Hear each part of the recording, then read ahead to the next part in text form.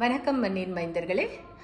எல்லா கோவில்லையும் பார்த்தீங்கன்னா நீங்கள் முருகப்பெருமான் கையில் வேலோட தான் இருப்பார்.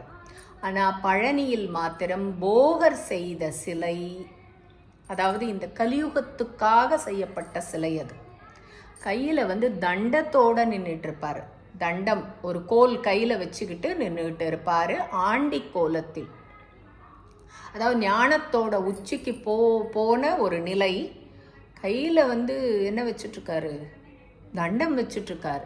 நீங்கள் ஒரு பழமொழி கூட சொல்லுவாங்க, சாம பேத தான தண்டன்ட்டு. அதாவது ஒரு செயல் முடியலைன்னு வச்சுக்கோங்களேன், ஒவ்வொரு முறையாக அவங்க போய் பேச்சுவார்த்தை பண்ணுவாங்க.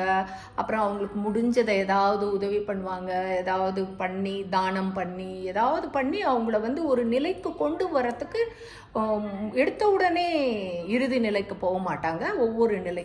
அப்போ கடைசி நிலை பார்த்திங்கன்னா தண்டம்.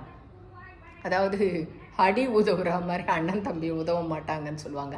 அந்த மாதிரி அடின்றதை கடைசி நிலையாக அதற்கான கோல் தான் அவர் கையில் வைத்திருக்கிறார். அதாவது ஞான நிலையில் தன் வாழ்க்கையை சீராக்கி கொள்கிறவனுக்கு திறவுகோலாகவும், அந்த ஞானத்தை திறந்து விடும் ஒரு கோலாகவும் அந்த தண்டம் உபயோகமாகிறது.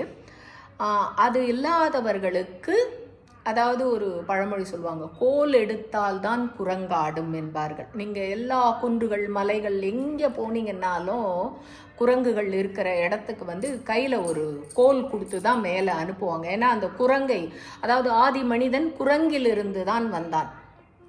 குரங்கிலிருந்து தான் அவன் மனமும் ஒரு குரங்கு தான். அதை ஆட்டுவிப்பதற்காக தன் கையில் கோலோடு கலியுக கடவுளாக, அதாவது போகர் செய்த சிலையில் தண்டம் வைத்திருப்பதற்கான காரணம் இதுதான் என்பது என் இன்றைய யோக நிலையின் தெளிவு.